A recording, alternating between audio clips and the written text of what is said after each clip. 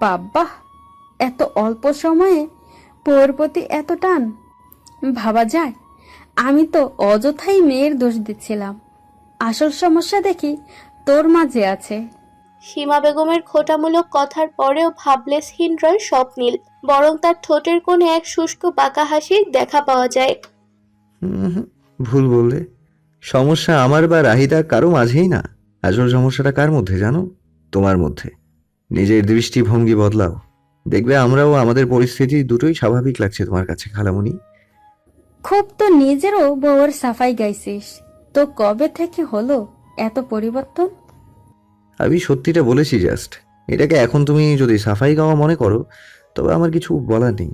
আর রইল কথা পরিবর্তনের, বিয়ে যখন করেছি তখন আমার বউয়ের সম্মান রক্ষার দায়িত্বটাও আমারই, তাই না?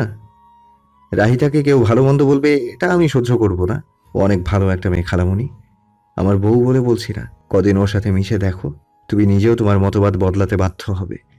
স্বপ্নীলের কণ্ঠস্বর অনড়, বিন্দুমাত্র কাঁপছে না গলা। ওর ভেতর ও বাহিরের স্বচ্ছতা ওর কথা আচরণে অত্যন্ত স্পষ্ট। এমনকি স্বপ্নীলের এমন স্ততফূর্ত আচরণে সীমা বেগমের পাশাপাশি বিস্মিত হয়েছে রাহিতা নিজেও।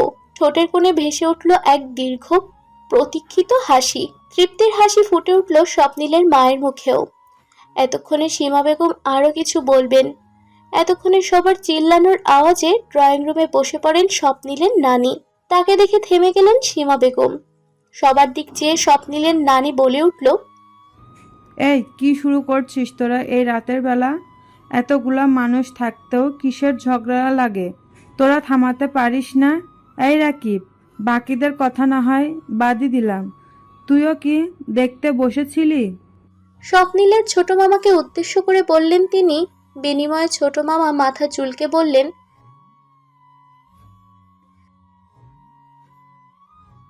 ছেলের কথা শুনে এবার সীমা বেগমের দিকে দৃষ্টি নিক্ষেপ করেন স্বপ্নীলের নানি। এবার চাচির সামনে ধরা পড়ে যাওয়ায় খানিকটা বিব্রত বোধ করেন সীমা বেগম। সেদিক লক্ষ্য করে স্বপ্নীলের নানি শীতল কণ্ঠে বললেন, এগুলো কি সীমা? বিয়ে খেতে আসছিস, ভালো করে বিয়ে খা, মজা কর। কেন পুরনো কথা মনে করে নিজেদের মধ্যে সম্পর্ক খারাপ করতে চাইছিস মা? এবার চাচির কথা শুনে আর কিছু বললেন না সীমা বেগম। নীরবে প্রস্থান করেন ড্রয়িং রুম থেকে। এদিকে এত কিছু শেষ যেন হাঁফ ছেড়ে বাঁচে রাহিতা। এতক্ষণ দম বন্ধ অনুভব হচ্ছিল তার। সম্পর্কের তিক্ততা এমন এক জিনিস যা কখনো কারো কাম্য নয়। সম্পর্ক টক ঝাল মিষ্টি থাকলেই মানায়, তেতো নয়। এত কিছু চোখের সামনে ঘটতে দেখে সবকিছু শুনে ভার হয়ে আসে সরল রাহিতার মন। সেও চুপচাপ চলে আসে নিজের রুমে। বেশ কিছুক্ষণ অতিক্রম হয়। অতঃপর স্বপ্নীল আসে, খট করে দরজা লাগিয়ে দিয়ে নিষ্পলক চেয়ে রয় বিছানায় বসে থাকা রাহিতার দিকে। এগিয়ে এসে রুমে থাকা একটা চেয়ার টেনে রাহিতার পাশে বসে অত্যন্ত শান্ত গলায় রাহিতার চোখের দিক চেয়ে বলে, কিছু জরুরি কথা আছে তোমার সাথে। রাহিতার সামনে চেয়ারে গম্ভীর মুখে বসে আছে স্বপ্নীল। তার দিকে মনোযোগী দৃষ্টিতে তাকিয়ে আছে রাহিতা, যেন ওর এমন মুখভঙ্গি দেখে বোঝার চেষ্টা করছে সে কি এমন জরুরি কথা বলতে চাইছে। তবে রাহিতাকে বেশিক্ষণ অপেক্ষা করতে হলো না। স্বপ্নীল নিজে থেকেই কথা বলা শুরু করলো। আমি আসার আগে খালামণি কি কি বলেছে তোমায়? চমকে গেল রাহিতা। স্বপ্নীল যে হঠাৎ এমন একটা প্রশ্ন জিজ্ঞেস করবে ব্যাপারটা ভাবেনি সে। ওকে চমকাতে দেখে স্বপ্নীল চেয়ারটা আরেকটু এগিয়ে নেয়। একদম রাহিতা মুখোমুখি কাছাকাছি বসে। এখন দুজনের মাঝে দূরত্ব নেহাত অল্প। একটু হাত বাড়ালেই একে অপরকে অনায়াসে ছুঁয়ে দেওয়া যাবে। স্বপ্নীলকে নিজের এত কাছাকাছি দেখে রাহিতা খানিকটা ঘাবড়ে যায়, তবে তা ভয় নয়, লজ্জায়। স্বপ্নীলকে এত কাছে এভাবে এক দৃষ্টিতে নিজের দিক চেয়ে থাকতে দেখে লজ্জাবতীর ন্যায় আর একটু নুয়ে পড়ে মেয়েটা। চোখে চোখ রাখতে পারে না, বেশিক্ষণ নামিয়ে নেয় মাথা। কিন্তু স্বপ্নীল নির্বিকার সেটা দেখেও যেন বোঝে না। সেদিকে বিশেষ পাত্তা না দিয়ে নির্লজ্জের ন্যায় বলে, এখন রোম্যান্স করতে আসিনি যে এত লজ্জা পাচ্ছ তুমি। সিরিয়াস কিছু জিজ্ঞেস করেছি, সিরিয়াসলি উত্তর দাও। যখন রোম্যান্স করতে আসবো তখন না হয় লজ্জা পেও।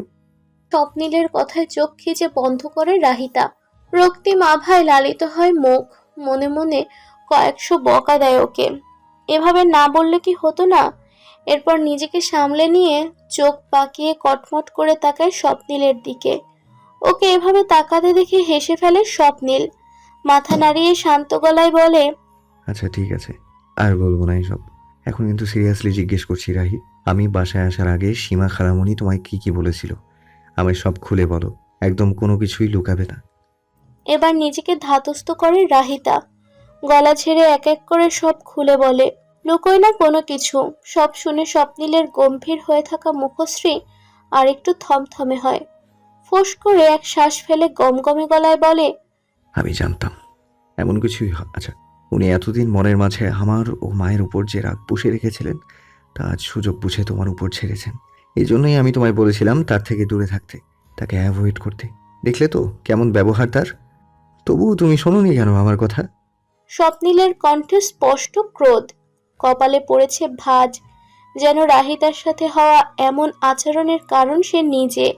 ওকে বিচলিত হতে দেখে নিজেকে তটস্থ করে রাহিতা। বুঝে স্বপ্নিল রেগে আছে, অপরাধবোধে ভুগছে। ওকে ঠান্ডা করতে হবে। অতঃপর আলতোভাবে হাত রাখে ওর সামনে বসে থাকা স্বপ্নিলের কাঁধে। চোখে চোখ রাখে নির্দ্বিধায়, নরম গলায় বলে, আমি জানি আপনি খালামণি থেকে দূরে থাকতে বলেছিলেন, কিন্তু আমি কি করে থাকতাম বলুন? মাত্র এসছেন তিনি বাসায়, আর আমি নতুন বউ। এখন যদি আমি হুট করে তাকে ইগনোর করি, তবে সেটা কি ভালো দেখায় বলুন? সবাই কি ভাবতো? সবাই কি ভাবতো সেটা দিয়ে তুমি কি করবে? আমি তো সবাইটা চিন্তা করিনি। তোমারটা চিন্তা করেছিলাম বলেই তোমায় আগে ভাগে সতর্ক করেছিলাম। তবে তুমি তো তুমি, সবার কথা ভাবতে যে নিজে এতগুলো কথা শুনলে। এত ভালো হয়ে কি হবে রাহি? ভালো মানুষদের সবাই কষ্ট দেয়। তাই এ কথা আপনি আমায় বলছেন? তবে আপনি নিজে কি করলেন আগে সেটার ব্যাখ্যা দিন। মানে? চমকে ওঠে স্বপ্নিল।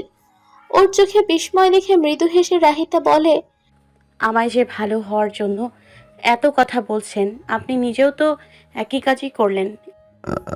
আমি কি করেছি? কিসের কথা বলছো তুমি? এই যে আপনি এত কিছু শুনলেন খালামণির থেকে, আপনায় তিনি কত কিছুই না বললেন। তখন তো আপনি চাইলেই তাকে অনিকা আপুর সম্পর্কে সব কিছু সত্যি বলে দিতে পারতেন। তার চোখে আঙুল দিয়ে নিজের মেয়ের বৃত্তান্ত খোলাসা করতে পারতেন, কিন্তু সেটা আপনি করেননি।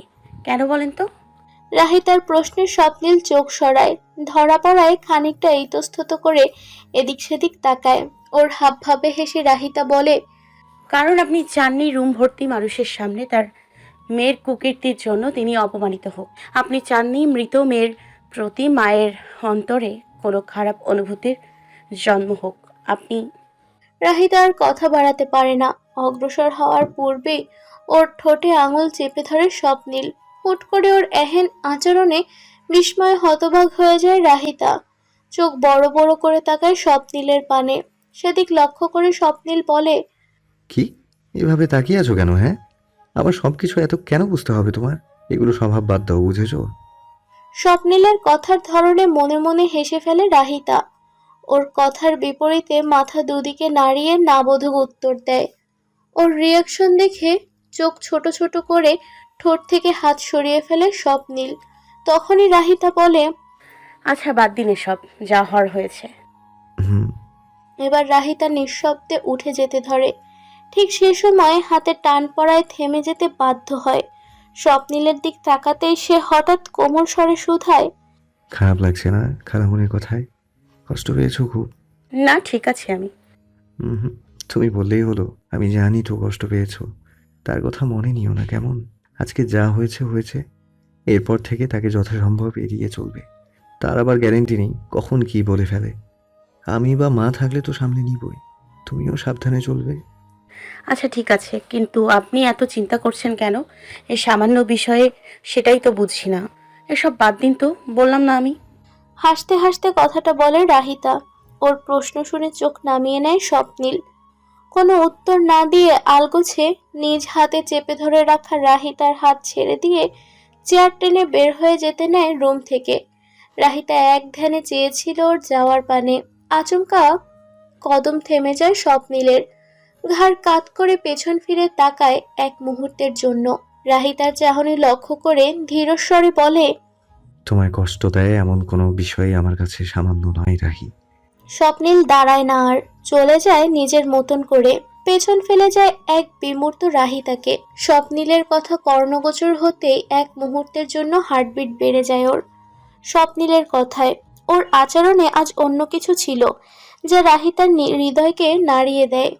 যে চোখে রাহিতা এতদিন তাচ্ছিল্য দেখে এসেছিল, আজকাল সেই চোখেই নাম না জানা সুন্দর অনুভূতিরা স্পষ্ট উকি দেয়। পরদিন সকাল হতেই যথারীতি আত্মীয় স্বজনে ভরে গেল স্বপ্নিলের নানা বাড়ি। যথারীতি বাজতে লাগলো বিয়ের ঢাকঢোল। ছোটদের চোখে মুখে আনন্দ, বড়দের চোখে মুখে ব্যস্ততার ছাপ।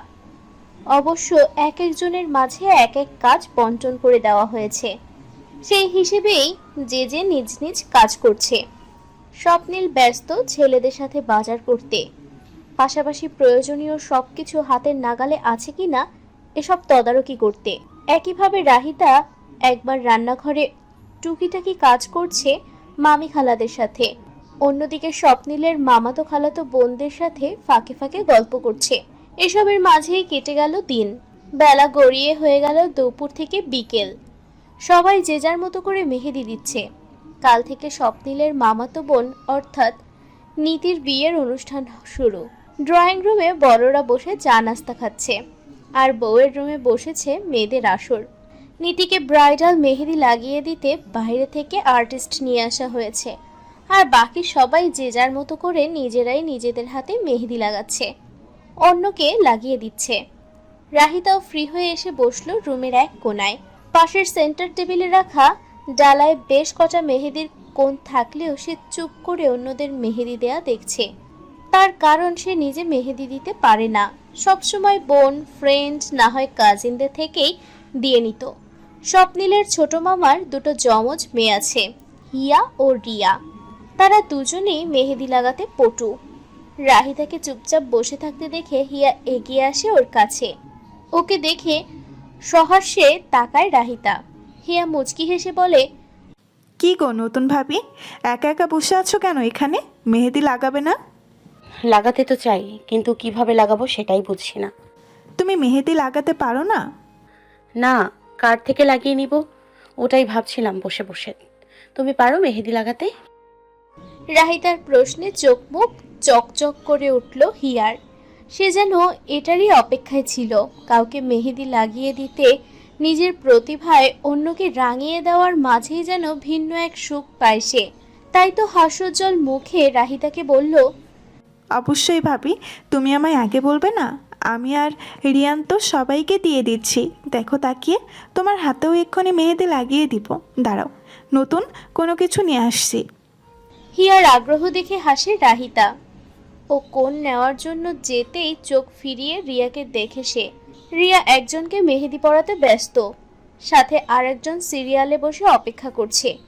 এরই মাঝে নতুন মেহেদি নিয়ে ফিরে আসে হিয়া। সরে ওকে সোফায় বসার জন্য জায়গা করে দেয় রাহিতা। রাহিতাকে ডিজাইন পছন্দ করতে বললে সে হিয়াকে বলে নিজের মন মতো কোনো সুন্দর ডিজাইন করে দিলেই হবে। হিয়াও রাজি হয়। অতঃপর লেগে যায় রাহিতার হাত মেহেদি লাগিয়ে দেওয়ার কাজে। ঘন্টা দুয়েক পার হয় মেহেদি সম্পূর্ণ হতে। পুরো কাজ শেষ হওয়ার পর নিজের হাতের দিক তাকিয়ে মুগ্ধ হয় রাহিতা। তার হাত দুটোকে কি সুন্দরভাবে না রাঙিয়ে দিয়েছে মেয়েটা। খুশিতে উৎফুল্ল হয়ে হিয়াকে ধন্যবাদ জানায় সে। রাহিতার পর যারা হিয়ার কাছে মেহেদি দেওয়ার জন্য সিরিয়ালে ছিল, ওরাও বেশ প্রশংসা করে মেহেদির। সবশেষে গর্বিত মুখে হিয়া বলে, দেখলে তো, বলেছিলাম না আমি আছি। কি সুন্দরই না লাগছে গো তোমার হাত দুটো ভাবি। আর মেহেদিটা ভালো, বেশ রং হবে মনে হচ্ছে। বিনিময়ে রাহিতা হাসলো শুধু। এরই মাঝে কি যেন মনে হতে হুট করে হিয়া দুষ্টু কণ্ঠে বলে উঠল, এই রে, আসল কাজই তো করিনি এখনো। কি কাজ? এই যে এত সুন্দর করে তোমার হাতে মেহেদি দিয়ে দিলাম, কিন্তু এর মাঝে আমার ভাইয়ের নামটাই লিখলাম না। মেহেদিটা তো অপূর্ণ থেকে গেল।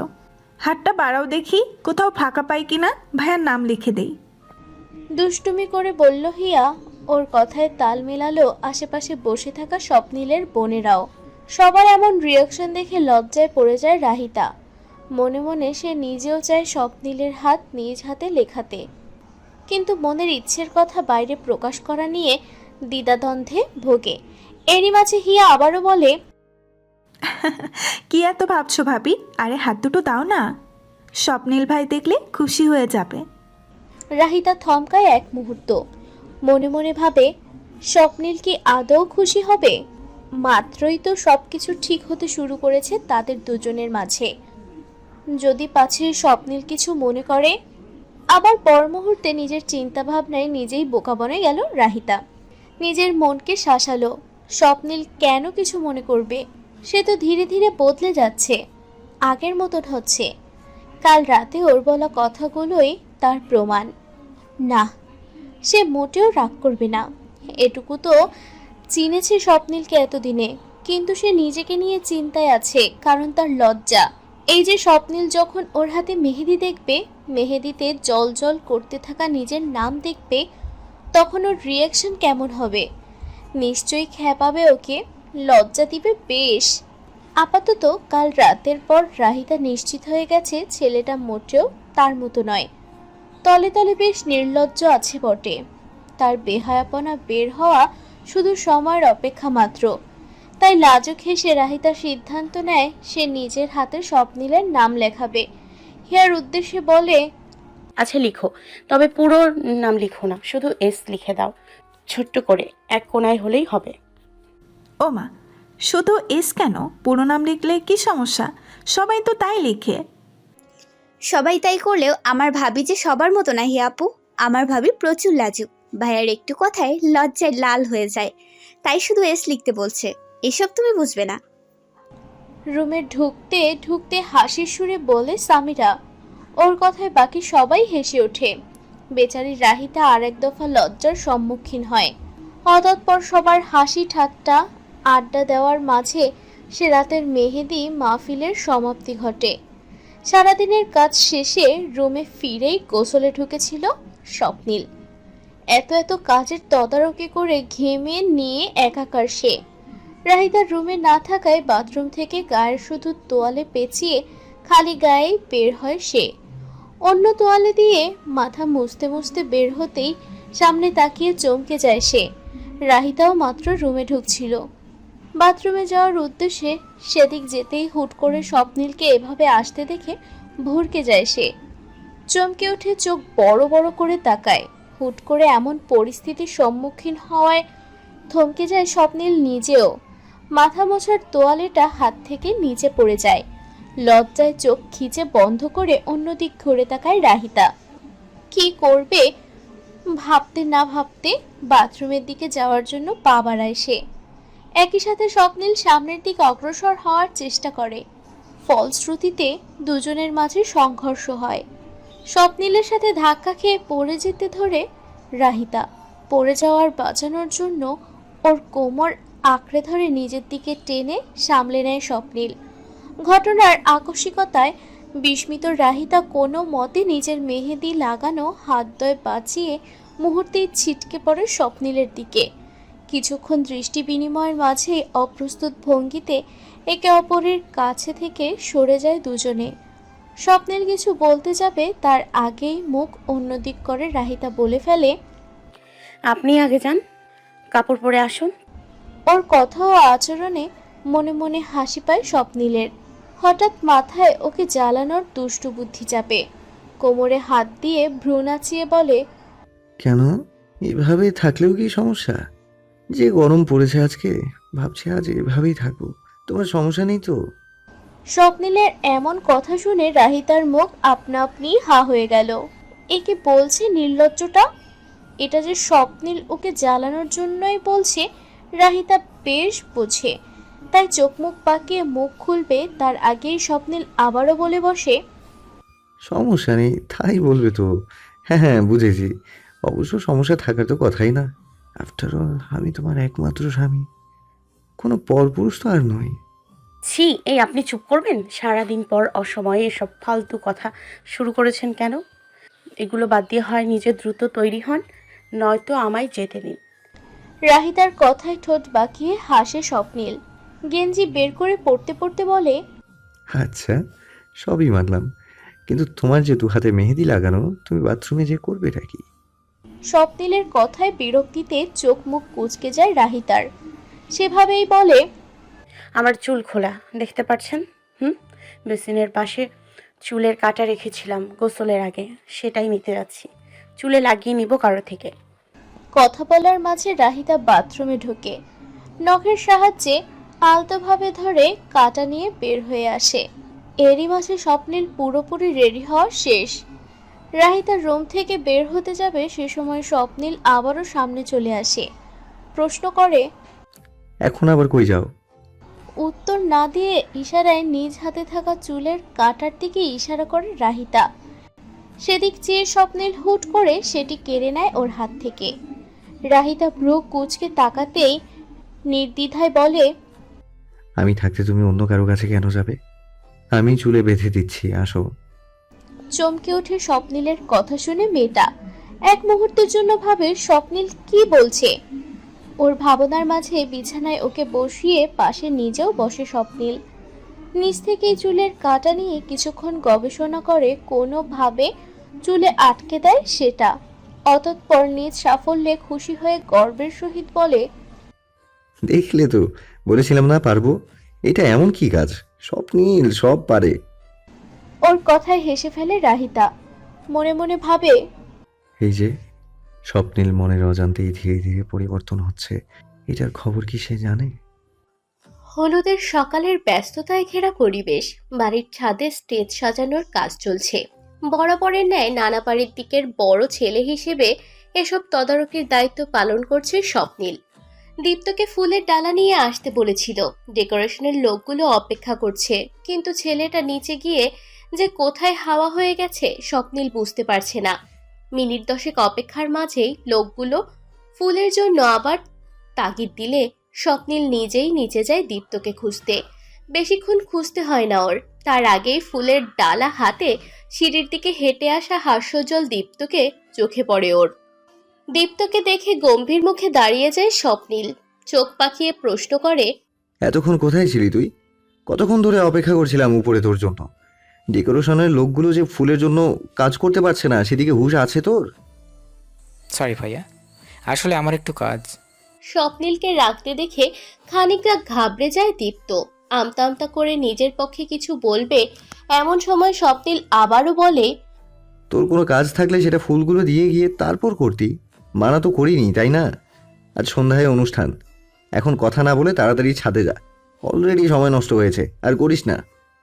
ভাইয়ের কথায় মাথা নাড়িয়ে তাড়াতাড়ি সিঁড়ি বেয়ে ওপরে গেল দীপ্ত। স্বপ্নিলের থেকে ছাড়া পেয়ে যেন হাঁফ ছেড়ে বাঁচল সে, সেভাবে শ্বাস ফেলল। স্বপ্নিল ভাই এমনিতেও খুব চিল, কিন্তু রেগে গেলে এমন ফায়ার হয়ে যায় না, সে দেখলেই ভয় লাগে। মনে মনে কথাগুলো বলে দ্রুত পায়ে ছাদে চলল দীপ্ত। পাছে যদি আবার দেরি হয় তবে তো আবার স্বপ্নিলের বকা খেতে হবে, বলা তো যায় না। এদিকে স্বপ্নিল নিচে নেমে রাহিতাকে খোঁজে। দুপুরের পর তো ওকে আর পাওয়া যাবে না। বাড়ির মেয়েদের সাথে যোগাযোগ করতে ব্যস্ত হয়ে যাবে নির্ঘাত। মুহূর্তেই নিজের মনের চিন্তা ভাবনায় নিজেই অবাক হয় স্বপ্নিল। থেমে যায় তার চলতে থাকা কদম। রাহিতার দেখা পাওয়া না পাওয়া ওকে ভাবাতে শুরু করেছে কবে থেকে। মনের প্রশ্ন মনেই থেকে যায়, উত্তর খুঁজে পায় না স্বপ্নিল। ওর ভাবনার মাঝে পেছন থেকে চিরচেনা মিষ্টি কণ্ঠস্বর ডেকে ওঠে, শুনছেন? রাহিতার কণ্ঠ কর্ণগোচর হওয়া মাত্রই শুষ্ক হাসি খেলে যায় স্বপ্নিলের ঠোঁটে, যেন এতক্ষণ এ ডাকেরই অপেক্ষা করছিল। সেভাবেই পিছন ফিরে তাকায় অর্ধাঙ্গিনীর দিকে, হাসি মুখে বলে, তুমি বললেই শুনবো। সামিরাকে দেখেছেন? ওকে খুঁজছি তখন থেকে, কিন্তু পাচ্ছি না কোথাও। কই যে গেল মেয়েটা? না, ওকে তো দেখিনি। কেন, কোনো দরকার ছিল তোমার? হ্যাঁ। উত্তর দেয় রাহিতা। ওর কথায় কৌতূহলের সহিত স্বপ্নিল প্রশ্ন করে, কি কাজ বলো, ওকে পেলে বলবানি। আসলে আমার শাড়ির সাথে চুড়ি আনতে ভুলে গিয়েছি। যে যে স্বর্ণের চুড়ি আছে সেটা বিয়ের শাড়ির সাথে পরবো, তাই মা বলল সামিরার কাছে যেতে, ওর কাছে থাকতে পারে, এই জন্যই খুঁজছিলাম ওকে। সব শুনে স্বপ্নিল কিছুক্ষণ ভেবে বুঝদারের ন্যায় মাথা নাড়ে, এরপর বলে, ঠিক আছে, আমি স্বামীকে দেখলে ওকে বলে দেব, চিন্তা করো না। আচ্ছা, আমি তাহলে যাই। প্রশ্ন করে কিছুক্ষণ তাকিয়ে থাকে রাহিতা। স্বপ্নিল উত্তর না দেওয়ায় সে নিজেই প্রস্থান করে। এক কদম এগোতেই কবজিতে টান পড়ায় থেমে যায় রাহিতা। পেছন ফিরে আর চোখে তাকায় স্বপ্নিলের দিকে, জিজ্ঞেস করে, কিছু বলবেন? স্বপ্নিল এবারও উত্তর দেয় না, চুপচাপ শক্তভাবে রাহিতার হাতের কবজি ধরে দাঁড়াতে থাকে কিছুক্ষণ। এবার রাহিতা বিরক্ত হয়, প্রশ্নবোধক চাহনিতে তাকায় স্বপ্নিলের দিকে। খানিক বাদে স্বপ্নিল হাত ছেড়ে দিয়ে বলে, কি দাঁড়িয়ে আছো কেন? তোমার না কাজ আছে, যাও। একথা বলে রাহিতার আগে সে নিজেই গটগট পায়ে চলে যায় সেখান থেকে। স্বপ্নিলের যাওয়ার দিকে অদ্ভুত দৃষ্টিতে তাকিয়ে থাকে রাহিতা। ওর আচরণ খুবই সন্দেহজনক লাগে ওর কাছে। মুখ ফেটে বেরোয় অদ্ভুত লোক। বউ পার্লারে গেছে সাজতে, তাকে পার্লার থেকে আনতে গেছে স্বামীরা ও হীরা। ওদের সাজা শেষ, ওরা একটু আগেই বের হলো বাসা থেকে। মেয়েদের সাথে তাল মিলিয়ে সাজছিল রাহিতা নিজেও। যদিও তার খানিকটা মন খারাপ, কারণ সামিরার কাছে ওর শাড়ির সাথে ম্যাচিং কোনো চুড়ি নেই। তবুও শাড়ি পরা শেষ করে হালকা মেকআপ করে চোখে কাজল লাগিয়ে লিপস্টিক দিচ্ছিল সে। এমন সময় রুমের বাইরে দরজায় নক পড়ে। সেদিক তাকিয়ে রিয়ার উদ্দেশ্যে রাহিতা বলে, রিয়া, একটু দেখবে কে এসছে? আমি লিপস্টিক দিচ্ছি তো। দেখেছি ভাবি, দাঁড়াও। রিয়া দরজা খুলে ওকে দিয়ে দেখে স্বপ্নিল দাঁড়িয়ে রুমের বাহিরে। ওকে দেখে দুষ্টু হাসি দেয় রিয়া, বলে, কি ব্যাপার ভাইয়া, তুমি এই সময় মেয়েদের রুমের সামনে কি করছো? বেশি কথা না বলে সর তো সামনে থেকে। রাহিতা আছে না ভেতরে, ওকে ডাক। এই রাহি। মাত্র চুল আঁচড়ানো শুরু করেছে রাহিতা, এমন সময় হঠাৎ স্বপ্নিলের ডাকে চমকে ওঠে সে। রিয়া সরলে দরজার কাছে দাঁড়াতেই স্বপ্নিল বলে, আমার পাঞ্জাবি কোথায় রেখেছো? খুঁজে পাচ্ছি না তো, তাড়াতাড়ি আসো। আচ্ছা আপনি যান, আমি আসছি, 1 মিনিট দিন আমায়। কথাটা বলেই দরজা পুনরায় লাগিয়ে দেয় রাহিতা। দ্রুত বেগে আয়নার কাছে গিয়ে স্ট্রেট করা চুল আঁচড়ানো শুরু করে। এটা করলেই ওর সাজগোজ কমপ্লিট। স্বপ্নিল বিরক্ত হয়ে রুমের দিকে হাঁটা দেয়, মনে মনে বিড়বিড় করে, যত সময়ই দাও না কেন, মেয়ে মানুষের সাজগোজ তাও শেষ হবে না। রাহিতা রুমে ঢুকতেই বিছানায় বসে থাকা স্বপ্নিলকে দেখতে পায়। এক মনে ফোন টিপছে সে। রাহিতা যে এসেছে সেদিকে কোনো খবরই নাই। ওর দৃষ্টি আকর্ষণের জন্য গলা ছাড়ে মেয়েটা, এতে কাজ হয়। মুহূর্তে চোখ তুলে তাকায় স্বপ্নিল। 1 মিনিট বলে ওকে 10 মিনিট অপেক্ষা করানোর জন্য কিছু শোনাতে যাবে, এমন সময় চোখের সামনে পরিপাটি সুশ্রী স্ত্রীকে দেখে কিছুক্ষণের জন্য থমকে যায় সে। অনুভব করে বুকের ভেতর জোরে সোরে বাড়তে থাকা হৃদস্পন্দন। মেরুন রঙের শাড়ি রাহিতার উজ্জ্বল ত্বকে অত্যন্ত মানিয়েছে। একই সাথে কোমর ছাড়ানো সোজা চুল ও গাঢ় লিপস্টিক মাথা নষ্ট করার জন্য যথেষ্ট। স্বপ্নিল দ্রুত চোখ ঘুরায়। কদিন ধরে এ কি হচ্ছে তার সাথে? এমন লাগছে কেন? আগে তো কখনো হয়নি এমন। এদিকে স্বপ্নিলের এমন দৃষ্টি দেখে মাথা নোয়ায় রাহিতা। এমন গভীর দৃষ্টি নিতে পারে না সে। নিমিষেই রক্তিম আভায় লালিত হয় গাল। দ্রুত কদম চালিয়ে চলে যায় ব্যাগের কাছে। খুঁজে খুঁজে বের করে কাঙ্ক্ষিত পাঞ্জাবি। এগিয়ে সে তা স্বপ্নিলের হাতে দিয়ে বলে, এই যে আপনার পাঞ্জাবি, আমি তো আমার পছন্দ মতো নিয়েছি, আপনার কি ভালো লাগছে দেখুন তো। স্বপ্নিল কিছু বলে না, পাঞ্জাবি পাজামা নিয়ে ওয়াশরুমে ঢুকে যায়। খানিক বাদে বেরিয়ে আসে। ততক্ষণে আয়নায় দাঁড়িয়ে নিজের সাজগোজ আরেকবার পরখ করছিল রাহিতা। ওর আচরণে স্বপ্নিল হাসে। আয়নার কাছে যেতে যেতে বলে, হয়েছে হয়েছে, এত আর আয়না দেখলে নিজের দৃষ্টিতে নিজেই ঝলসে যাবে তো, এবার থামো। স্বপ্নিলের কথায় মনক্ষুণ্ণ হয় রাহিতার। চোখ পাকিয়ে তাকায় ওর দিকে। এদিকে পাত্তা দেয় না স্বপ্নিল।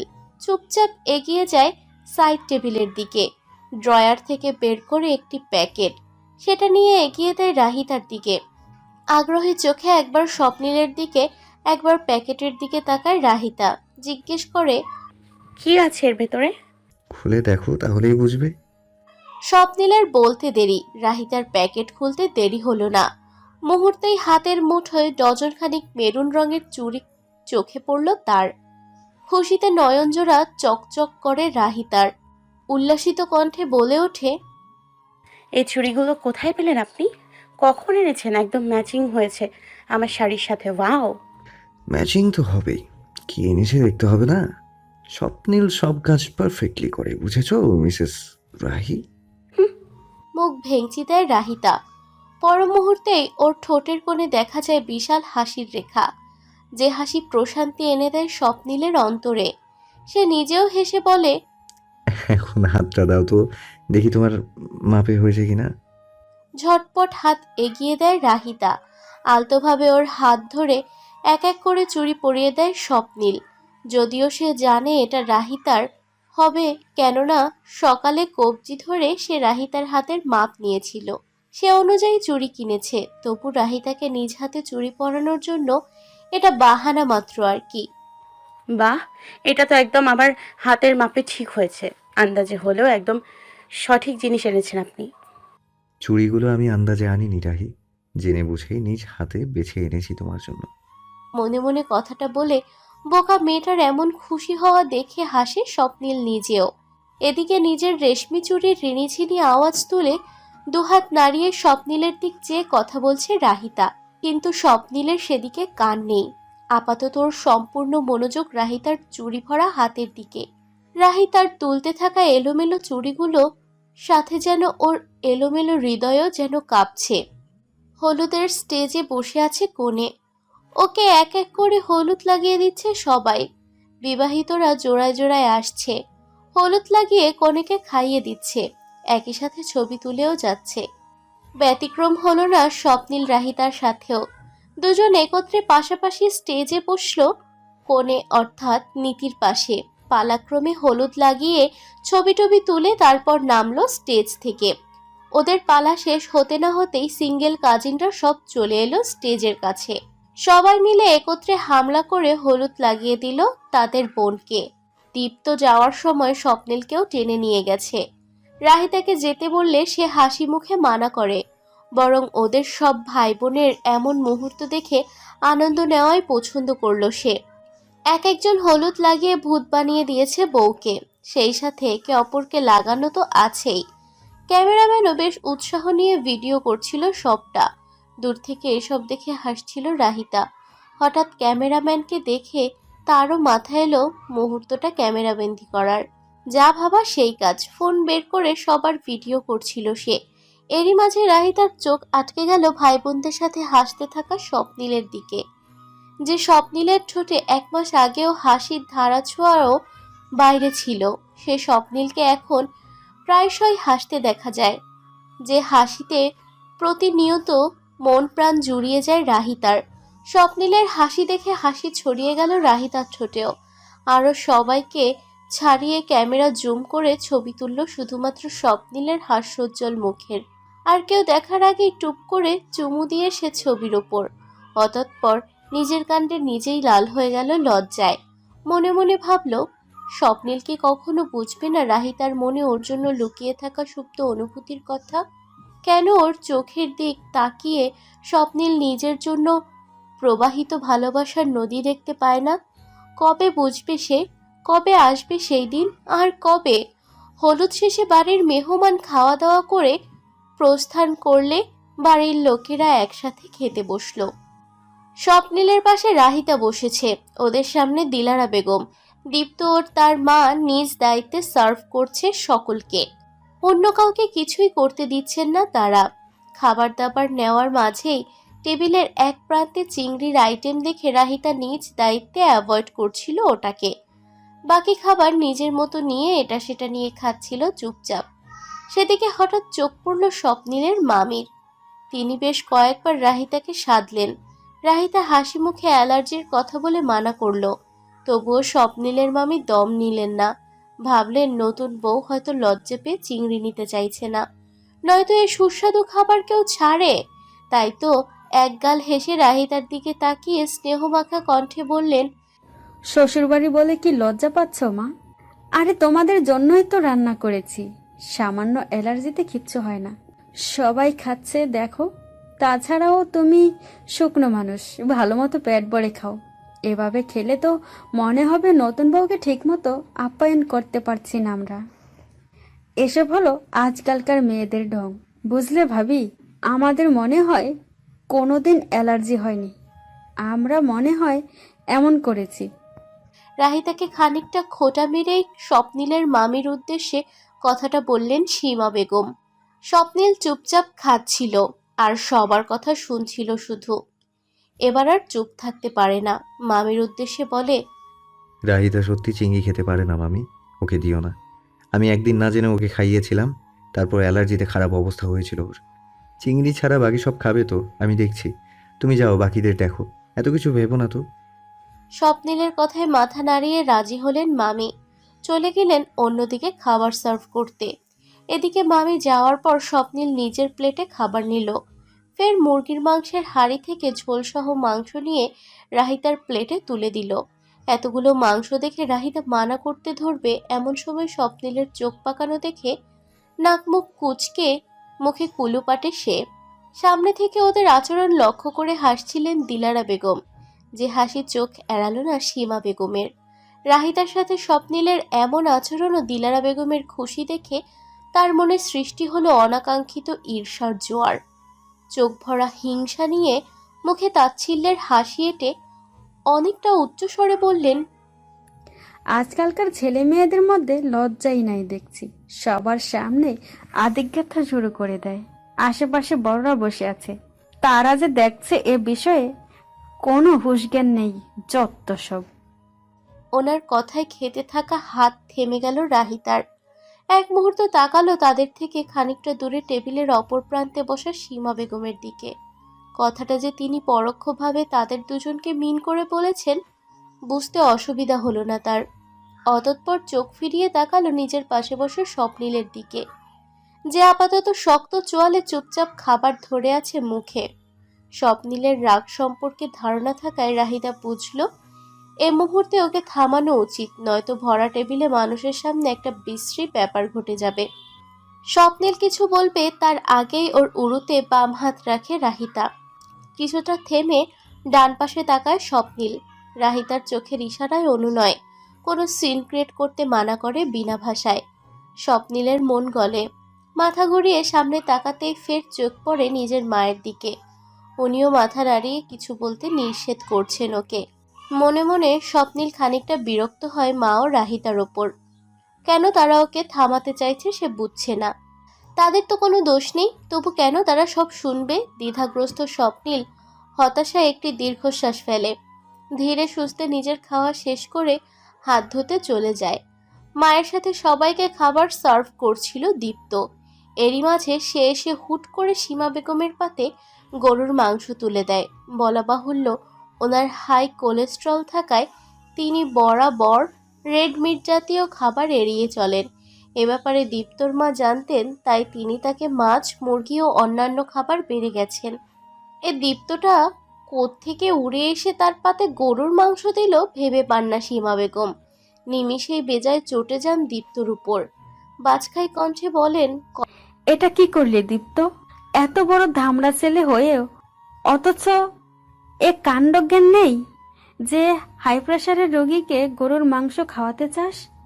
এটা খেলে আমার কি অবস্থা হবে ভাবতে পারছিস একবারও? সরি ফপি, আমি ভুলে গিয়েছিলাম তোমার প্রেশারের কথা।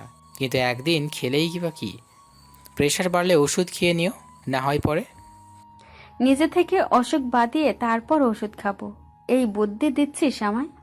আচ্ছা নিয়ে যা এ খাবার, আমার খাওয়া হয়ে গেছে। কথাগুলো বলতে বলতে টেবিলে গুছিয়ে উঠেছেন সীমা বেগম। এমন সময় টিস্যু দিয়ে হাত মুছতে মুছতে টেবিলে ফিরে আসে স্বপ্নিল। এক পলক সীমা বেগমের দিকে তাকিয়ে ফের দীপ্তর কাঁধে হাত দিয়ে তাচ্ছিল্যের সাথে বলে, মানুষ বড়ই অদ্ভুত প্রাণী, বুঝেছিস রে দীপ্ত? অন্যের বেলায় যত ভুল খোঁজে আর নিজের বেলায় সব ষোলোখানা।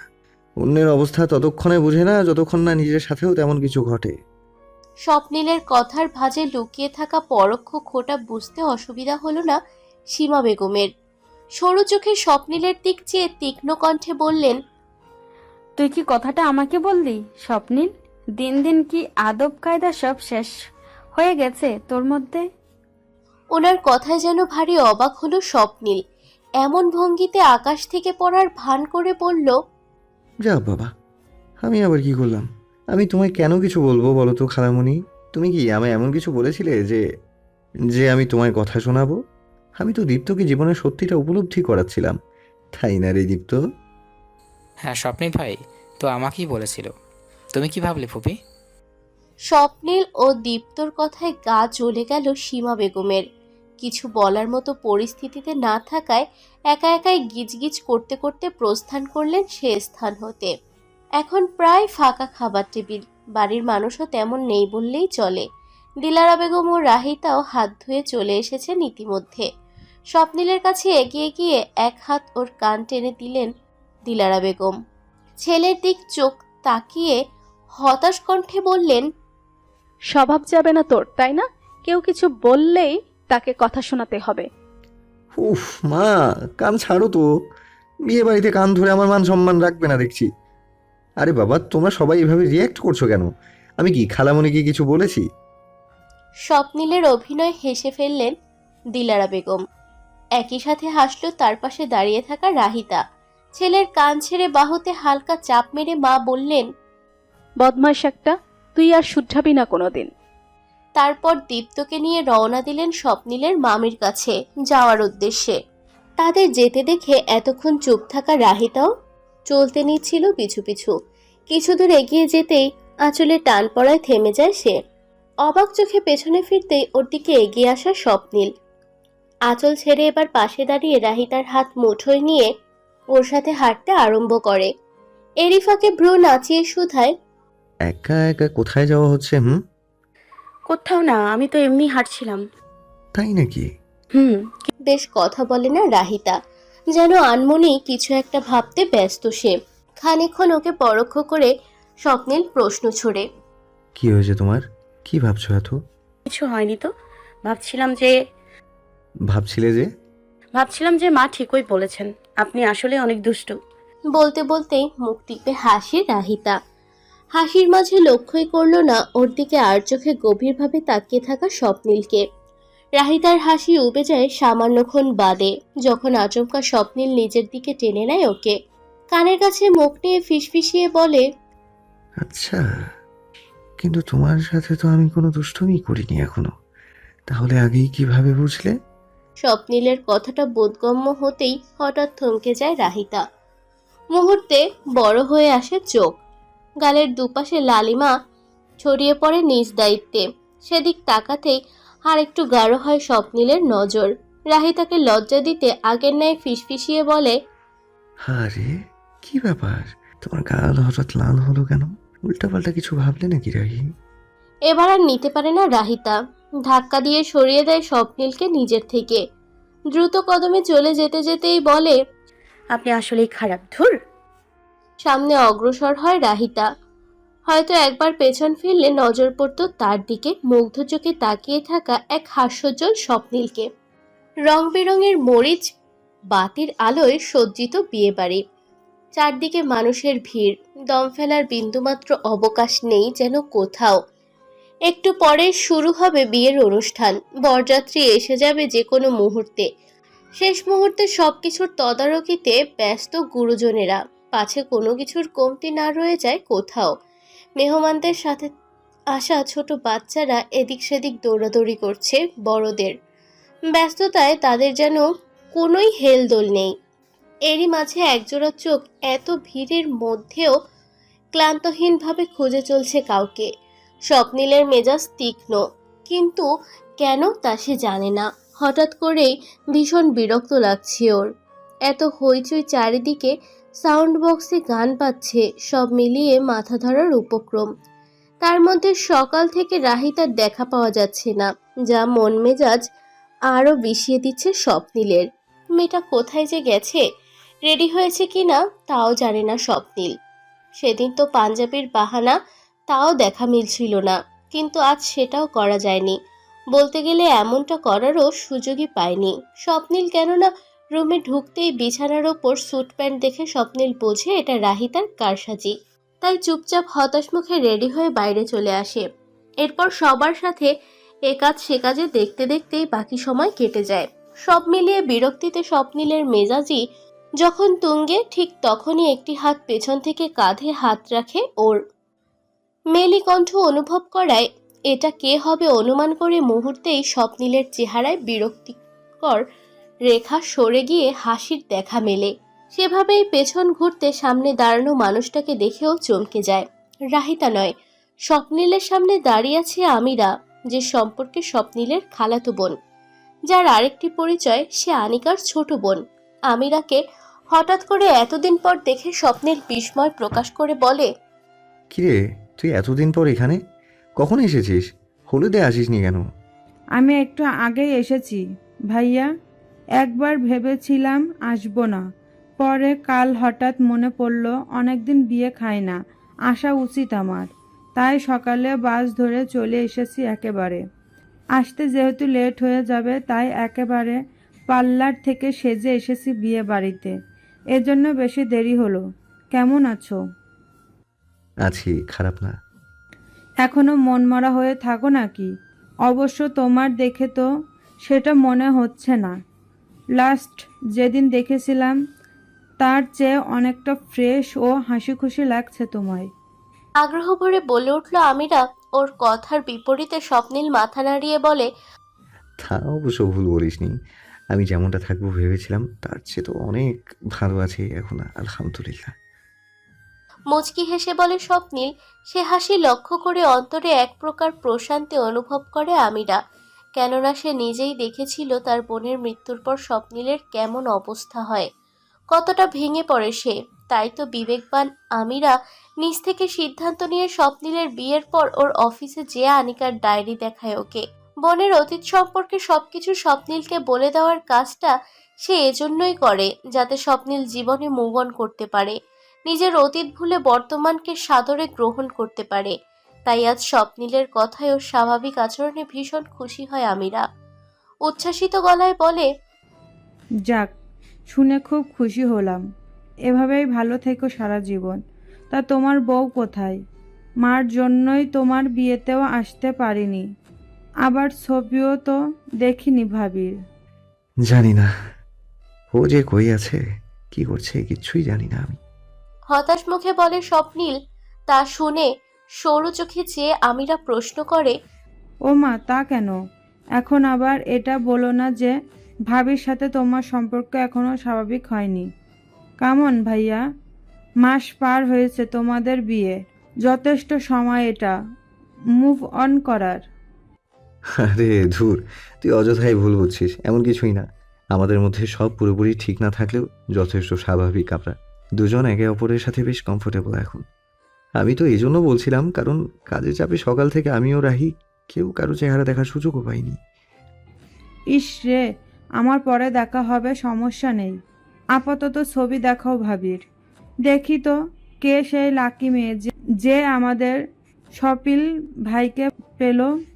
আমিরার কথায় হাসতে হাসতে রাইতার ছবি দেখানোর জন্য পকেট থেকে ফোন করছিল স্বপ্নিল।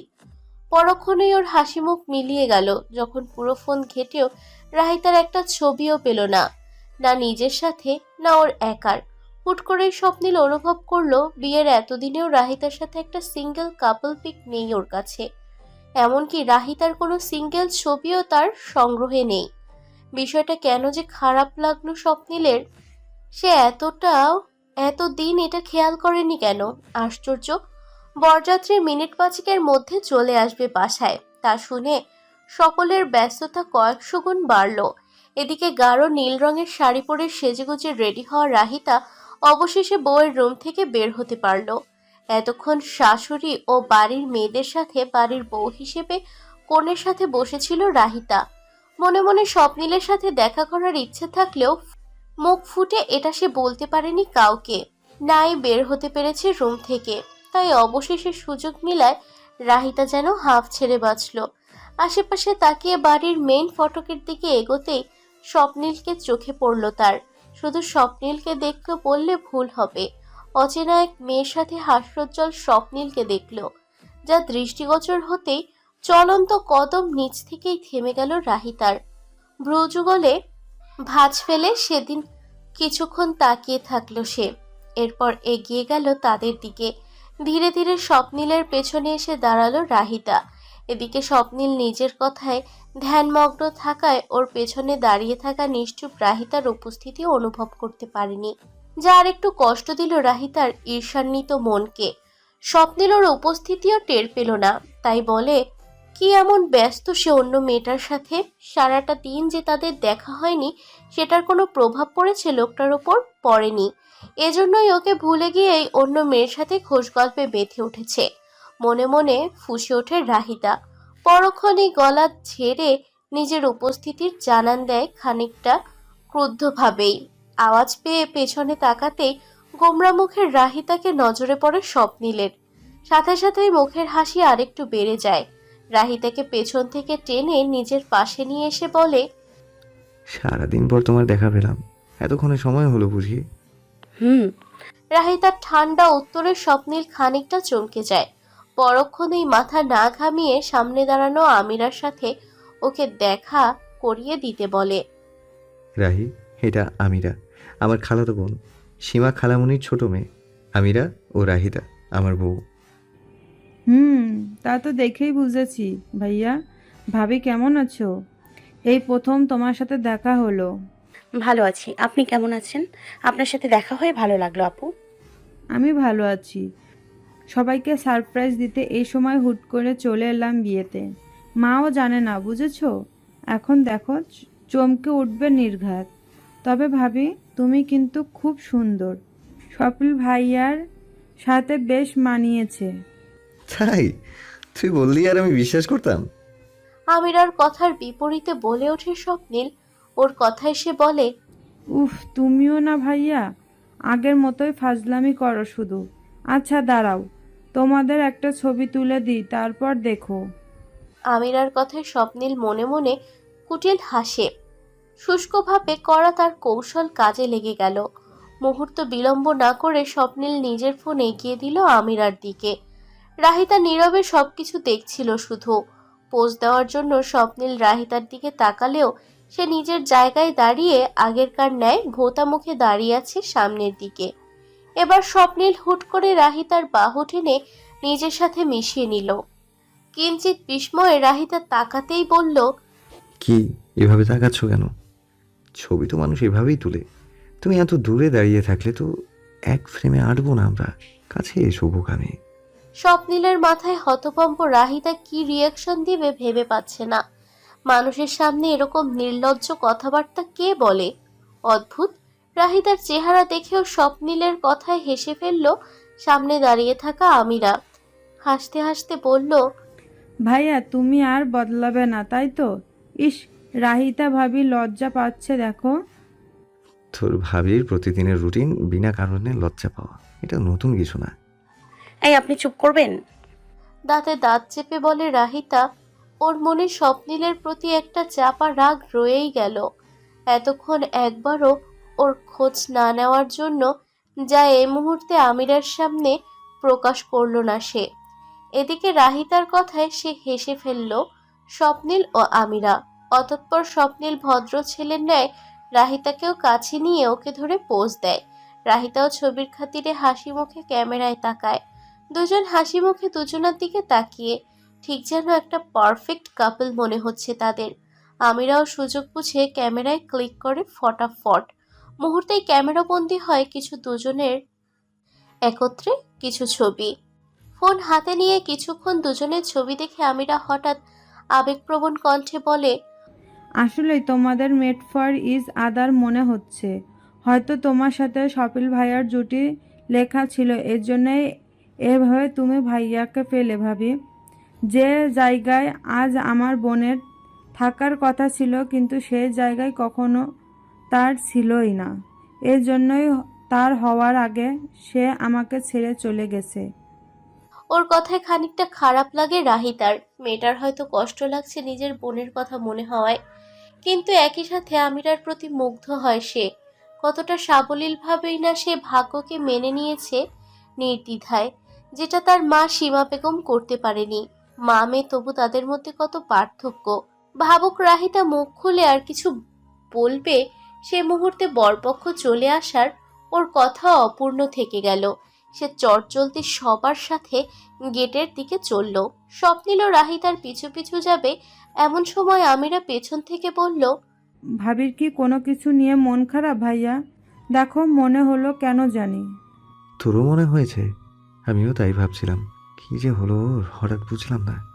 কথা বলতে হবে রাহিতার সাথে, কিন্তু সুযোগই পাচ্ছি না খুব একটা। এটাই হলো কথা।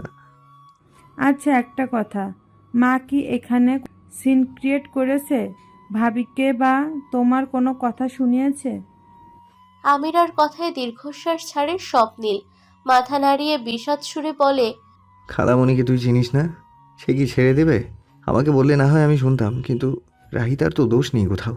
তবুও তিনি রাহিতাকেই সুযোগ পেলে খোঁটা দেয়। স্বপ্নীলের কথা শুনে শ্বাস ফেলে আমিরা। সে জানতো নির্ঘাত তার মা এমন কিছু করবে। মূলত এজন্যই সে এসেছিল এখানে কি হচ্ছে তা দেখতে। আর স্বপ্নীল রাহিতাকে দেখে যা বোঝার সে বুঝে গেছে। এখন থেকে মায়ের ওপর খেয়াল রাখবে সে।